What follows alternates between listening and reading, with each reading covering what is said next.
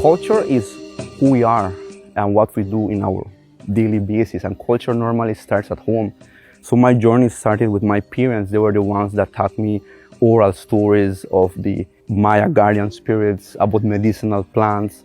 But my cultural awakening started maybe in my early 20s. I felt that urge, that necessity to preserve who we are. So everything that we do is culture. From the food that we eat, we don't only eat food, but we eat the essence of a culture. All those oral traditions, those rituals, those superstitions are part of who we are. So all that actually inspired me, motivated me. And when I started to know more, I felt more happy with myself. And I felt appreciate myself more, appreciate my community, and appreciate 𝗔𝗱𝘆.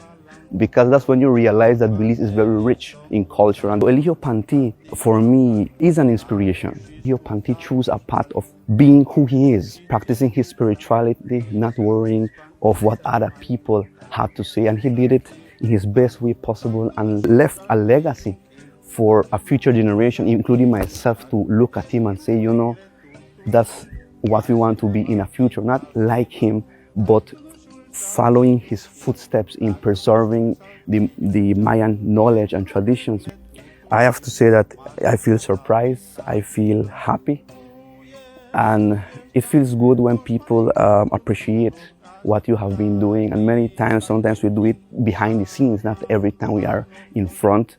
And what I have been doing all this time have been with my heart. I cannot find words to express it, but I have to say thank you for the recognition. It really makes me happy as a 𝗔𝗱𝘆𝘆 and as a Maya.